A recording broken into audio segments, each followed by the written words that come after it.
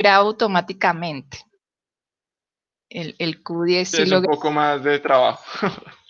pero el Meet no me deja, o sea, uno tiene que decirle graba, porque si no, no graba.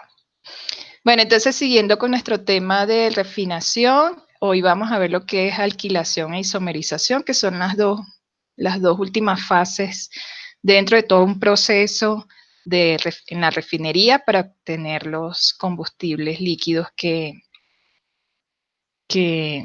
requerimos para el desarrollo de nuestras actividades diarias, para el transporte, para todo lo que es básicamente la obtención de esos combustibles.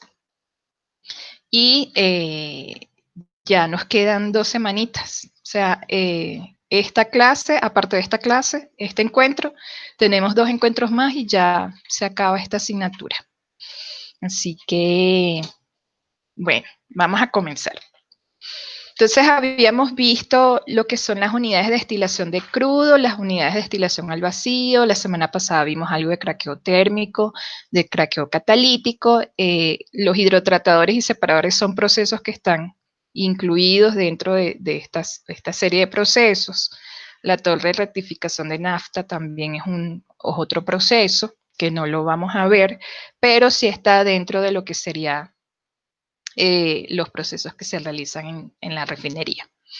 Tenemos el reformador, que es otro proceso, pero hoy vamos a ver lo que sería alquilación e isomerización, que es parte de lo que sería la reforma catalítica, y es una forma más de cómo puedo separar o convertir esa molécula de crudo que me llega a la refinería y volverla productos como sería diésel, gasolina y ese tipo de productos que uno tiene de refinería. Entonces comenzamos con reforma catalítica. La reforma catalítica es uno de los procesos de conversión en el que se realiza una reordenación molecular. Aquí no hay, como en la destilación, que hay subproductos, no, aquí es la misma molécula, pero vestida de otra manera, o sea, reordenada de otra manera. Es uno de los procesos principales para la obtención de combustible y básicamente es convertir todos estos elementos como parafina, naftenos, a aromáticos con alto octanaje.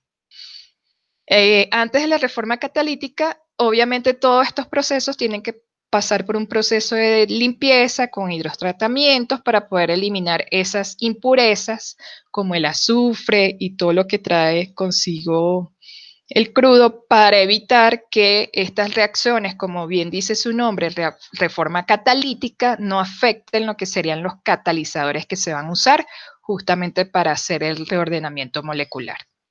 Entonces vamos a tener 4 procesos típicos de reforma catalítica. El primero es la deshidrogenación de naftenos a aromáticos. La segunda es deshidrogenación de parafinas a aromáticos. La tercera, reacciones de isomerización. Y la cuarta, reacciones de hidrocraqueo. Pero entendamos que es un catalizador, porque como estamos hablando de reforma catalítica, entonces catalítico viene algo relacionado justamente con el catalizador. Entonces, el catalizador es justamente ese químico que yo voy a introducir a la reacción para que me genere un efecto deseado, que en este caso sería la combinación de las moléculas, un reordenamiento de la molécula. Entonces tenemos como principal característica que distingue a un catalizador es que solo puede actuar en reacciones termodinámicamente posibles, es decir, a condiciones de presión y temperatura que justamente aceleren o provoquen la reacción de los elementos que voy a justamente a reordenar molecularmente. El valor de la constante de equilibrio es independiente del catalizador. El catalizador puede tener uno o dos efectos sobre un sistema, un efecto acelerador o un efecto orientador. Básicamente esos son los dos efectos que vamos a obtener del catalizador. El catalizador no lo vamos a usar ni para que enriquezca, ni para que le dé más octanaje al combustible. Eso lo hacen las mismas moléculas de combustible del crudo. Aquí lo que va a hacer el catalizador es como el agente que los va a acelerar y que los va a orientar. El catalizador tiene una vida limitada también, no es eterno. El catalizador va a llegar un momento en que ya su funcionalidad no va a ser la misma. Entonces, es un poco cómo explicar lo que hace el catalizador, es esta gráfica que vemos aquí abajo.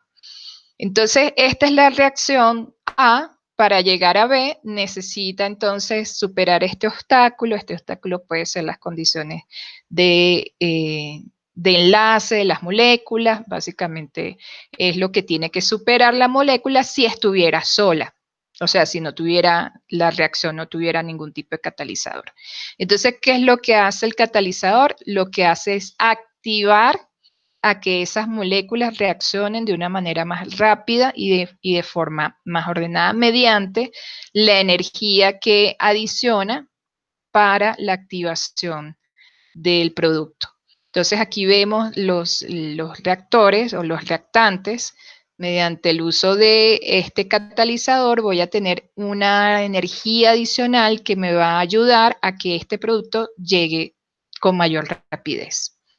En cambio, si lo hago solito, entonces voy a tener mucho tiempo de demora hasta llegar hasta lo que sería mi producto. Entonces, lo que hace es una activación de energía con mayor rapidez que si yo estuviera esperando que la reacción se diera por sí misma.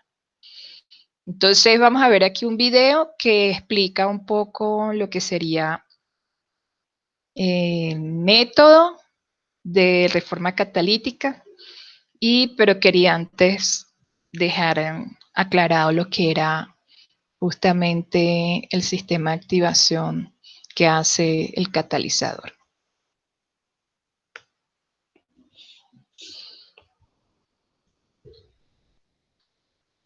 Ya, me salir, volver a entrar, oh my god.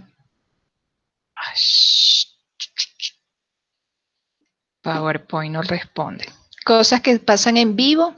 Estamos en vivo en Bogotá a las 6:13 de la tarde, procesos de reforma catalítica.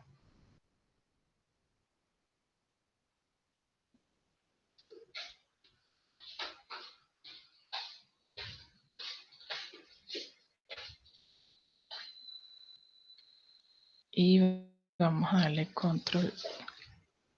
Voy a cerrar mi micrófono para que se pueda escuchar el audio, si tiene audio.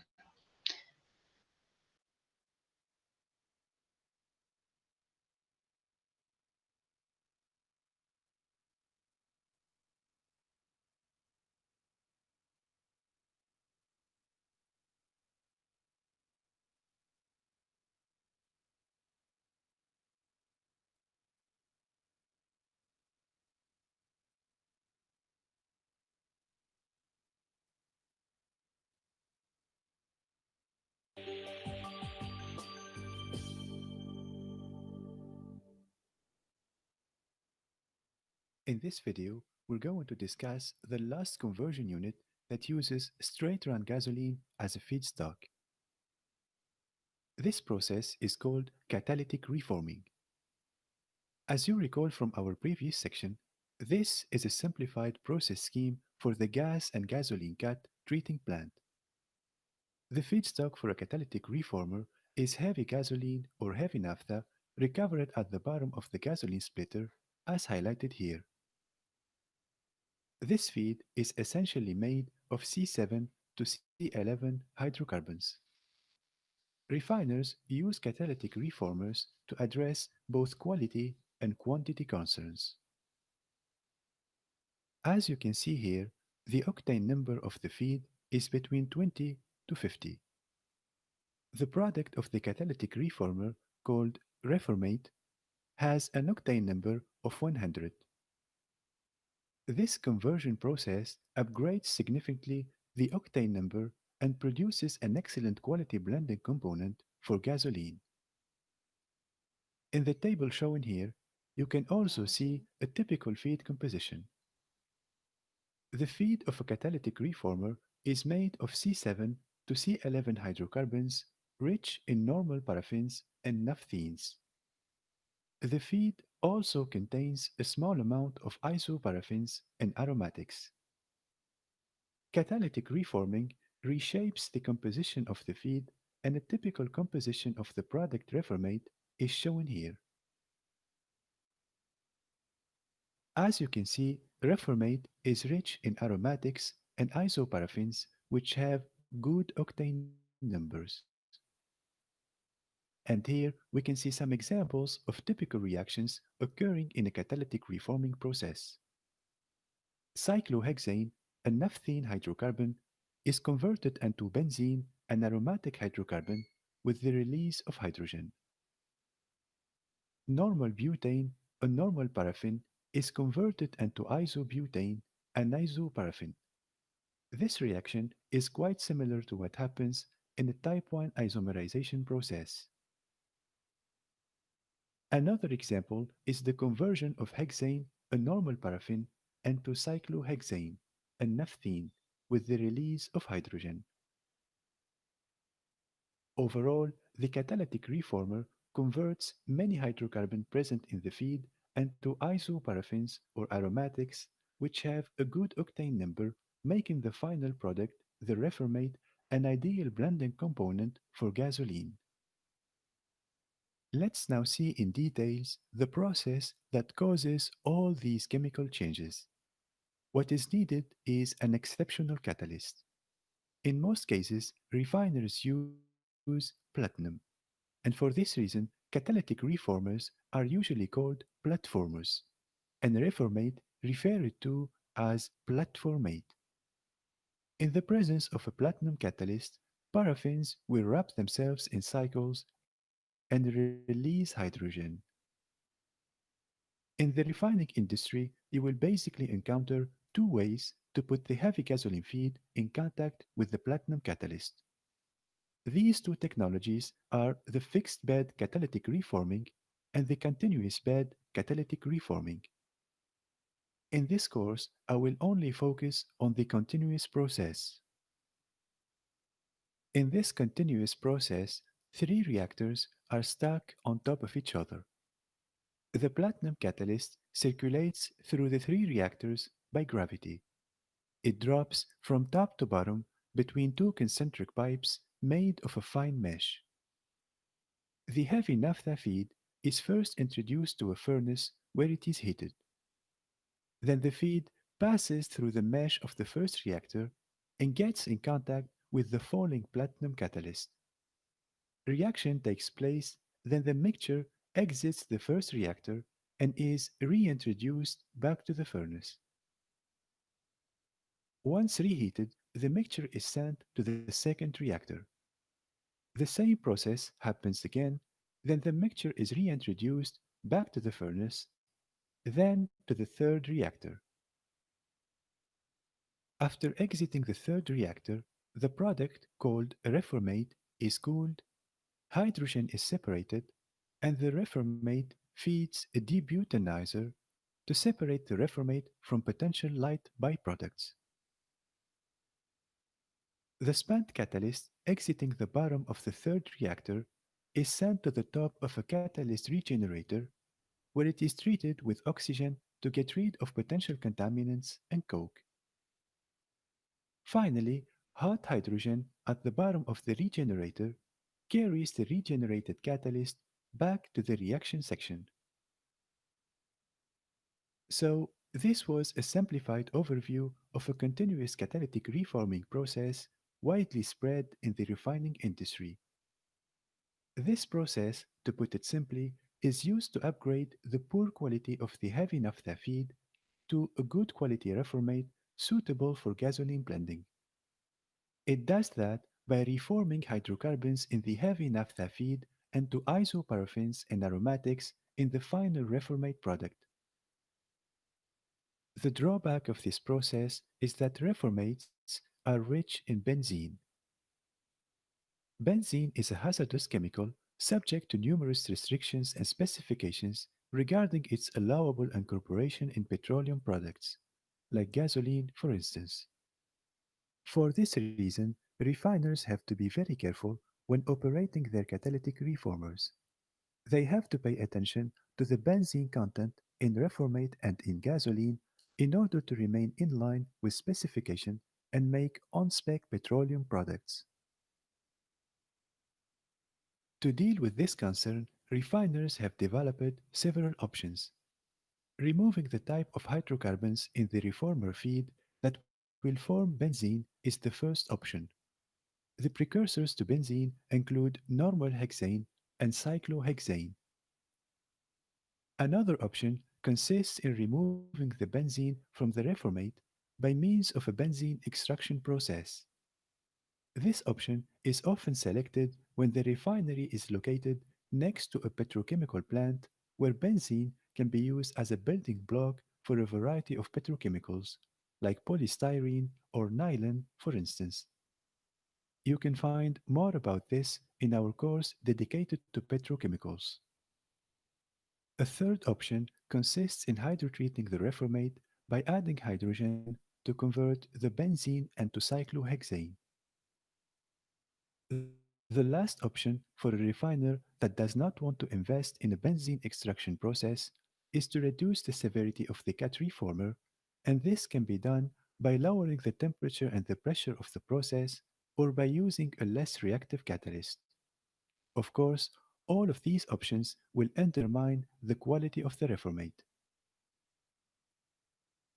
Now that we have seen the major conversion processes used in refineries to upgrade and convert the gasoline cat, let's move on to the next petroleum cat given by the atmospheric distilling column, which is the kerosene and gas oil cat, and discuss the corresponding processes involved.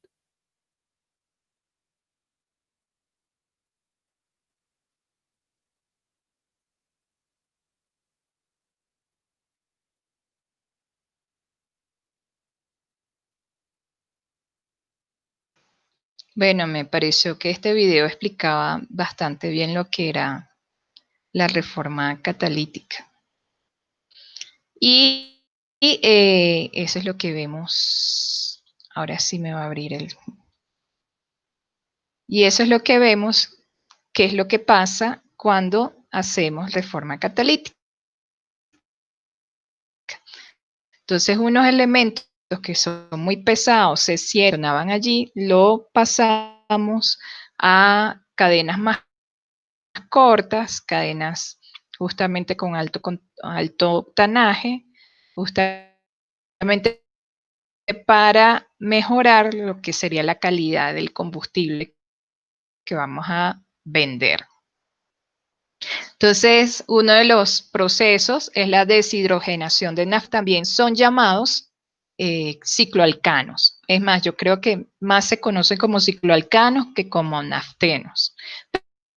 Pero hay que saber esta definición de naftenos y cicloalcanos. Entonces, estos cicloalcanos son los hidrocarburos formados por anillos de 3 o más átomos de carbono, como mostraba el video, era el primer hexágono despelucado. Entonces, el cicloalcano son básicamente anillos de 3 o más átomos de carbono. Se caracterizan por ser de la fórmula general CnH2n. También reciben el nombre de compuestos alicíclicos por presentar propiedades semejantes a los alifáticos. Bueno, esto ya es más químico que otra cosa. Y se nombran adicionando el prefijo ciclo al nombre del patrón del alcano correspondiente. Entonces, el que vimos en el video, el primero era ciclohexano, porque justamente era un hexano de 6 carbonos y, como dice la fórmula, si tiene 6 carbonos, tendría entonces 12 hidrógenos. Entonces, es de la forma como vimos de un hexano, de un hexágono de 6 lados, y este lo vamos a transformar transformar en lo que decía el video a benceno. ¿Para qué hacemos estas cosas? Bueno, porque no solamente producimos metilciclohexano, dimetilciclohexano y ciclohexano.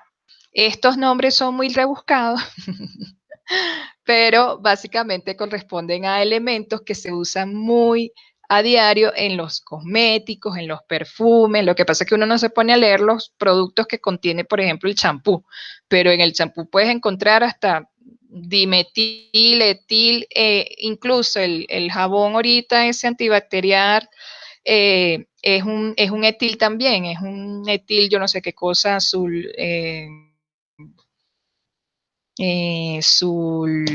siliconado.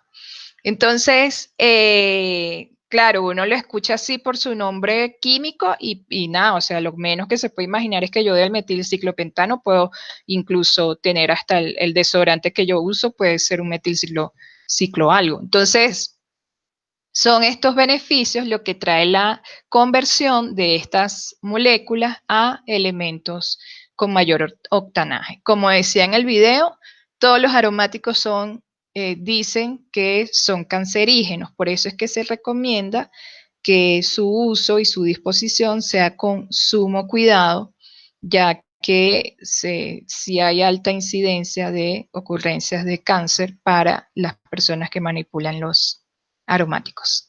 Aromático no es solamente benceno, es tolueno y es sileno. De hecho, el sileno es muy usado en la industria petrolera para adelgazar el gas, el crudo. ¿Qué es adelgazar el crudo? Es volverlo menos viscoso. Entonces, por lo general, siempre esos reductores de viscosidad, por lo general, tienen un sileno ahí incorporado, que es un aromático. Tenemos entonces de parafinas aromáticos, también yo puedo generar un aromático a partir de las parafinas y es justamente con un proceso de deshidrogenación. Entonces lo puedo hacer con crudos parafínicos, que son los de la cadena simple, enlace simple, carbono-hidrógeno, enlace simple. Los puedo hacer con los nafténicos que ya vimos, que son los hidrocarburos de serie o ciclos, o series anulares o ciclos. Los crudos aromáticos, que también puede utilizarlo y reacomodar sus moléculas. Los crudos que tienen alto contenido de azufre, también lo puedo utilizar para convertir o obtener los aromáticos, y crudos particulares como los crudos bituminosos, que son los crudos de muy bajo contenido en azufre, y los crudos polucionados por ácido, metales, vanadio, níquel, arsénico, sales, agua salada, etc. Entonces, como puedes ver, para obtener aromáticos puedo incluso sacarlos de cualquiera de estos tipos de crudo que voy a tener proveniente de los campos. Y allí más o menos dicen que donde puedo encontrar este tipo de, por ejemplo, los parafínicos son muy abundantes en Pensilvania y Libia, los nafténicos son abundantes en Venezuela, los crudos aromáticos son abundantes en Borneo, no sé dónde queda Borneo, pero te queda de tarea. Los crudos sulfurosos que están en el Oriente Medio y los crudos particulares que ya tienen alto contenido de metales en su composición. Entonces, ¿cómo se hace este proceso? Básicamente tenemos que estas naftas y estas gasolinas pesadas, con la reforma catalítica, lo podemos volver estos elementos que son el benceno, tolueno y sileno. ¿Qué diferencia tienen con los ciclos? Que aquí sí hay doble enlace. Entonces vamos a tener un doble enlace en cada arista par o impar en este caso. En la arista impar. Entonces aquí, que sería la arista 1, tengo un doble enlace, en la arista 2 no tengo doble enlace, en la arista 3 tengo un doble enlace, en la arista 4 no, en la arista 5 sí y en la arista 6 sí. La diferencia que tiene el benceno es que el benceno es así solito, pero no es que sea así solito, es que aquí tiene un carbono, en cada arista de este hexágono hay un carbono. Lo que pasa es que por efectos de, no sé, de algún químico que dijo, pero ¿para qué vamos a poner los carbonos si ya sabemos que es un ciclo y que el ciclo tiene 6 carbonos? Lo único que le vamos a poner de diferencia con los naftenos es que aquí sí le vamos a colocar el doble enlace. Entonces, para obtener estos señores, benceno, tolueno, sileno, aquí la gran diferencia es dónde se ubica el CH3, que sería como el adicional al benceno. Aquí vemos que el CH3 se ubica en la posición 2. Aquí el CH3 se ubica en la posición 2 y 3 de la molécula. Y también la podemos encontrar, el sileno lo podemos encontrar no solamente en la posición 2 y 3, sino en la posición 2 y 4, en la posición 1 y 2, 3, 4, el 1 y 4. Es decir, podemos encontrar el mismo sileno y con un cambio en su ubicación del elemento, en este caso de los metiles. Estos son los metiles. Entonces, por medio de desintegración, podemos hacer que esas naftas, gasolinas se vuelvan elementos menos complejos. O sea, puedo obtener, por reforma catalítica, puedo obtener estas moléculas, pero por desintegración puedo obtener entonces etilenos, que son cadenas dobles de etano, en este caso eteno, porque es doble enlace, entonces se le dice etileno. Propileno, que son estas tres moléculas de carbono e hidrógeno con un enlace doble, y el butano, que ya vamos a ver, el butano tiene otro proceso más, y aquí lo podemos volver butilenos. Entonces tenemos que son procesos que de esa molécula inmensa lo voy a dividir en moléculas de 2 carbonos, de 3 carbonos, de 4 carbonos. Las reacciones de isomerización son procesos mediante el cual una molécula es transformada en otra, posee los mismos átomos, pero están dispuestos de forma distinta. De este modo, se dice que la primera molécula es un isómero de la segunda y viceversa. Es decir, no son copias, uno no puede decir no, que esta molécula es copia, sino que es un isómero. ¿Por qué la importancia de la isomerización? Debido a la gran demanda de isobutano para alquilación, ha hecho que muchas refinerías no puedan obtener en cantidades suficientes y deban proceder a la isomerización del N-butano. En muchas fracciones de refinería y en las mezclas naturales se tiene isobutano, N-butano, isobutileno y N-butileno. Entonces, al ser un elemento vital para lo que serían los procesos de alquilación en la refinería, aquí se me borró el isobutano. Bueno, entonces, ¿cómo sería la reacción? Bueno, aquí inicia con... ¿Dónde estamos? ¿Dónde estamos? ¿Dónde estamos? Sí, tiene que ser aquí.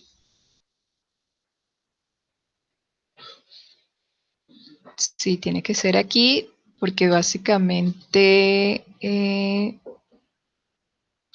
ok, sí. Entonces iniciamos aquí, esta es la entrada hacia el proceso, aquí está el reactor, del reactor vamos a tener, aquí dice carga de butano. Aquí entra el butano, aquí vamos a tener entonces el reactor donde van a ocurrir los procesos químicos de separación de esa carga de butano en los iso, N, isobutileno, N-butileno. Y obviamente los componentes más pesados o livianos van a pasar al fondo del reactor.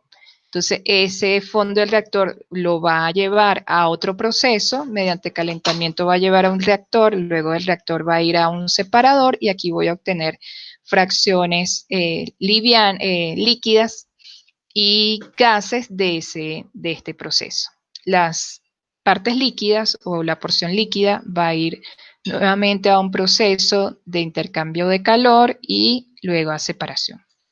Del separador voy a obtener elementos líquidos que van a salir al fondo del separador y elementos gaseosos que van a ir hacia lo que sería gas combustible. Los líquidos van a ir otra vez a un reactor donde va a pasar por un proceso de separación donde la parte volátil o la parte gaseosa va a ir otra vez a lo que sería este ciclo, mientras que los condensados o los líquidos que no completen su reacción aquí en este reactor van otra vez a lo que sería el separador de la carga de butano. Aquí separamos otra vez en gas, la parte gaseosa va a ir por la parte superior de este reactor, otra vez a separación, y los componentes líquidos, me imagino que aquí ya finalizan, o sigue otro proceso, que es el círculo rojo, mientras que los elementos más livianos van a ir entonces, esta flecha está mal puesta aquí, van a ir entonces a lo que sería el proceso de isobutano, la venta de isobutano. Entonces, como ves, es un proceso que básicamente pasa por varios reactores, pasa por varios separadores para obtener justamente la corriente de gas, que vamos a llamar isobutano, la corriente de N-butanos, las corrientes de isobutilenos y las corrientes de N-butileno. Tenemos la última reacción, que son las reacciones de hidrocraqueo, que básicamente el hidrocraqueo es un proceso de hidrogenación catalítica, en el que las materias primas de alto peso molecular son hidrogenadas y convertidas a productos con bajo peso molecular. Entonces lo que se les inyecta es puro hidrógeno para que estas moléculas puedan interactuar con ese hidrógeno y formar elementos menos pesados dentro de su cadena molecular. Entonces, este proceso es un proceso, básicamente la configuración de todas las tecnologías de hidrocraqueo son básicamente la misma, una sección de alimentación de con crudo de hidrógeno en la sección del reactor y separación y destilación de los productos. Entonces, como podemos ver en el ciclo, esto es muy parecido al que vimos la semana pasada, es justamente incorporar en vez de un elemento como el calor que hacía que se rompiera la molécula, aquí lo que vamos a inundar la molécula con hidrógenos para que esos hidrógenos reaccionen en estos dos procesos donde están los reactores y mediante calentamiento separar lo que serían los gases y almacenarlos luego de varias etapas de separación a lo que sería un fraccionador de una columna de fraccionamiento donde voy a obtener los elementos gaseosos. Pero en cada proceso de separación voy a obtener gases. Entonces, lo que voy a tratar es justamente que esos elementos líquidos que van a ir al fondo de los recipientes vuelvan a pasar otra vez por mis reactores, pero con una carga adicional de hidrógenos. Entonces, esos hidrógenos lo que van a volver a entrar al reactor, se van a volver a calentar, van a pasar otra vez por los procesos de separación, justamente para tratar de conseguir la máxima cantidad de gases de esos procesos. Entonces, una unidad de hidrocraqueo toma en su mayor parte como reactivo principal el gasóleo, el cual proviene de la destilación atmosférica o al vacío, e incluso la unidad de fraccionamiento de FCC. FCC era...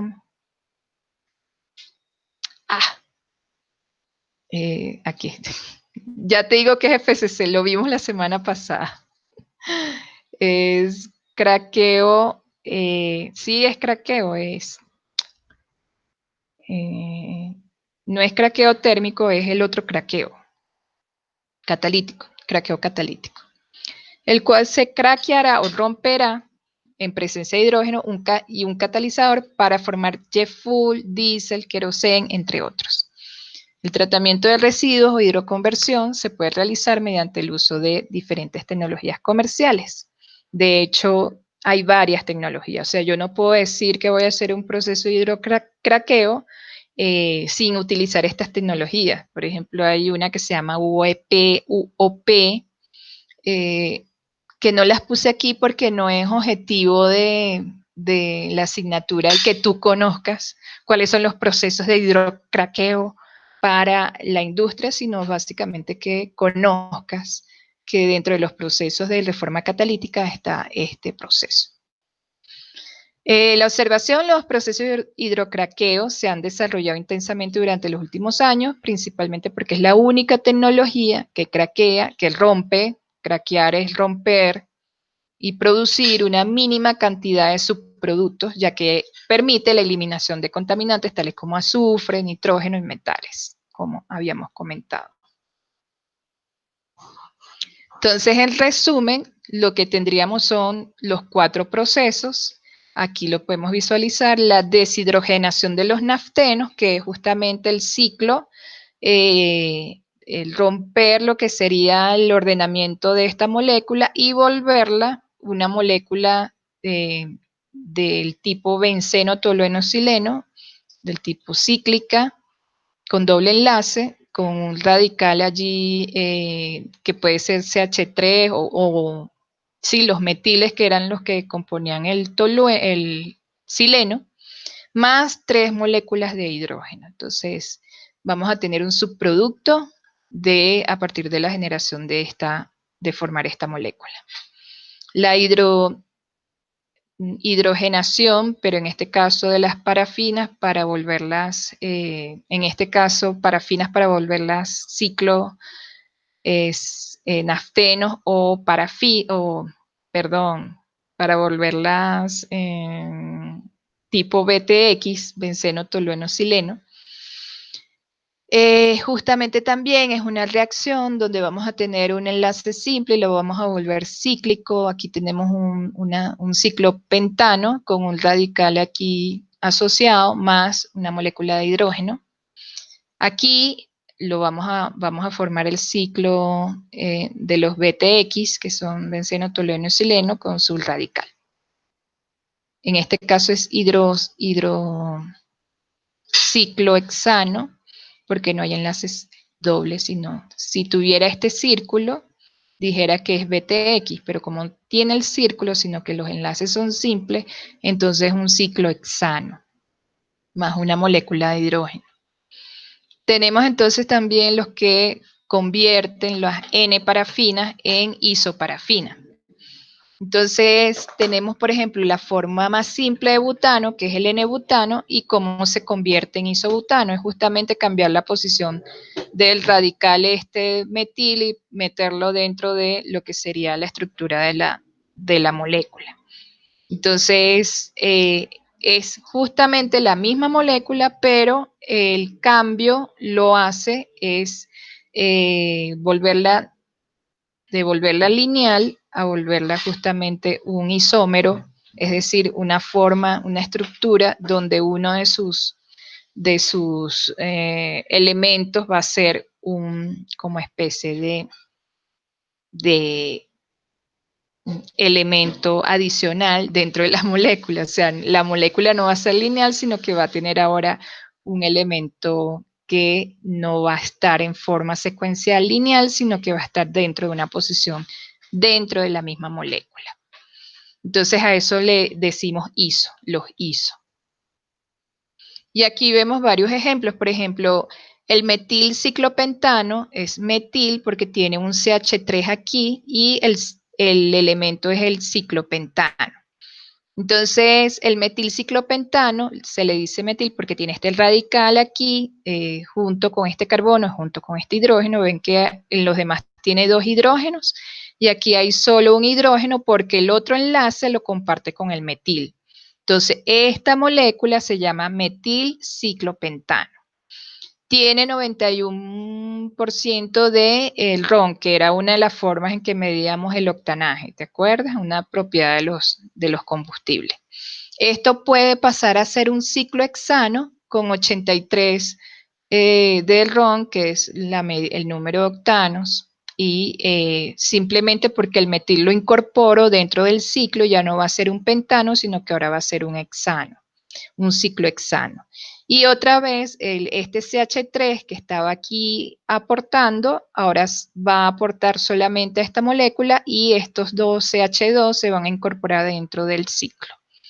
Entonces voy a tener este CH2, el CH2, CH2, CH2, CH2, CH2. Ves que se desaparece el componente metil. Entonces ahora la molécula cambió de nombre y se llama ciclohexano.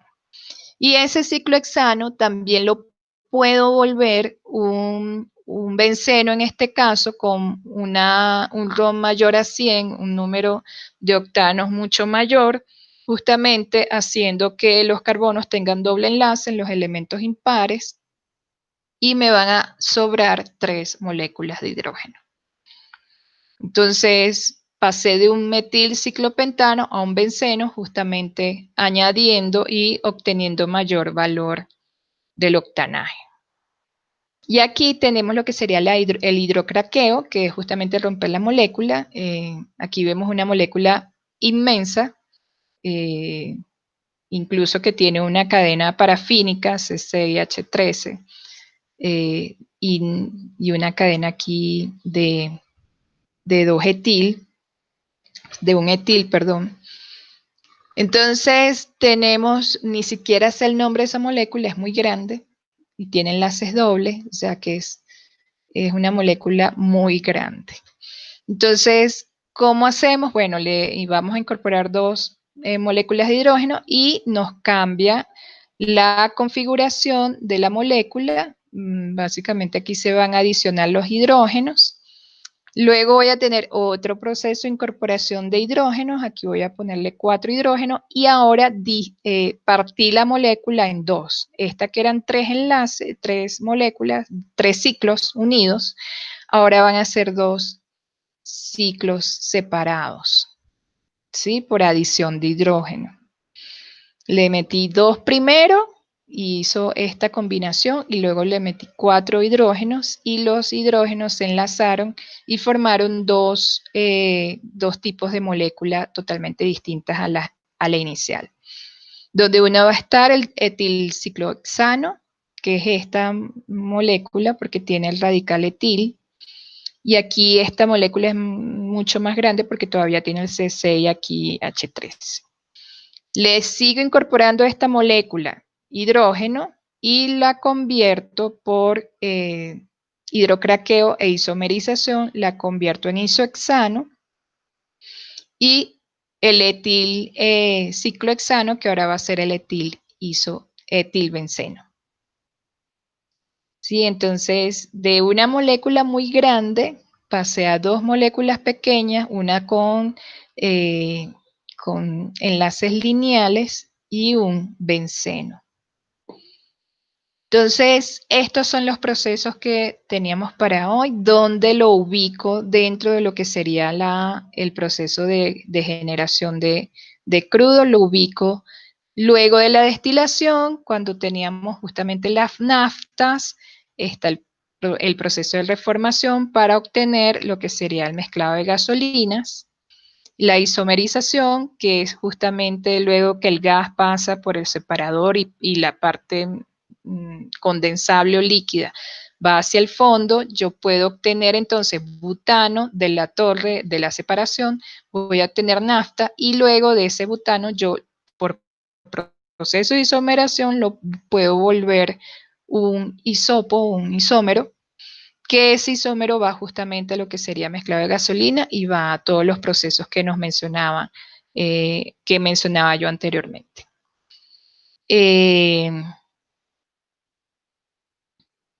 Y eso es todo lo que traía para hoy. ¿Alguna duda, pregunta? De No, los profe, pues procesos. hasta el momento ha sido todo claro y con el video obviamente eso ayudaba a aclarar también algunas dudas.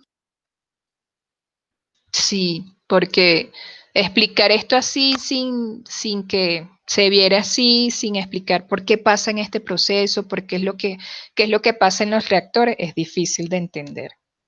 Pero como esta es una asignatura introductoria, porque esta asignatura no es para que tú salgas ya de una a hacer reforma catalítica, ni mucho menos, sino para que entiendas que esos son los procesos para obtener combustible. Bueno, la semana que viene vamos a ver algo de lo que sería por qué es importante que estos procesos estén enmarcados dentro de una rigurosidad que serían la calidad de los productos que se exige de refinería para evitar contaminación, para evitar que esa gasolina que utilizan en los carros llegue con tantos elementos nocivos y formen la polución. Hacia allá va mucho esta industria, a lo que sería la disminución de esos residuos de ese tipo de combustibles que genera mucho contaminante. De hecho, la adaptación incluso en Transmilenio hubo cambio de estos buses, justamente con una nueva normativa europea, que es la Euro 5, la Euro 6, que busca es La Euro 6. justamente eliminar eso, Euro 6, que busca justamente es eliminar esos componentes pesados, esos componentes que no reaccionan en la cámara de combustión y generan contaminación en vez de ayudar a la eficiencia del motor. Entonces, la semana que viene hablaremos de eso y ya la última semana, bueno, sería que me contaras de tu proyecto y la entrega del proyecto. ¿Me repite, profe, qué pena? Que la semana que viene veríamos eso, o sea, yo haría una presentación acerca de lo que sería la importancia de tener controlados estos factores y la otra semana, es decir, la última semana de mayo, dentro de 2 viernes, sería tu presentación. Listo, profe, me parece perfecto. De tu proyecto. No sé si te comentaron que están los días élite, hay días élite este año, pero va a ser virtual. ¿Tú quisieras participar en los No días creo, profe, élite? porque tengo el proyecto de termo, tengo proyecto también de estática y también tengo proyecto de gestión. Ah, Tengo ok. 3 proyectos encima, profe. ¿Pero van para días élite o no? Creo que el de termo y estática.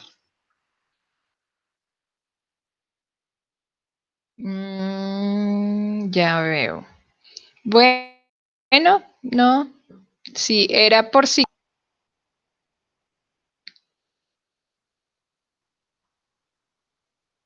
¿Listo? Entonces, si no hay dudas, te dejo entonces. Nos vemos No, la profe, semana que no viene. está claro. Nos vemos la semana que viene entonces. Y bueno, que tengas feliz fin de semana. Vale, profe, igualmente, muchas gracias. Bueno, chao, Kevin.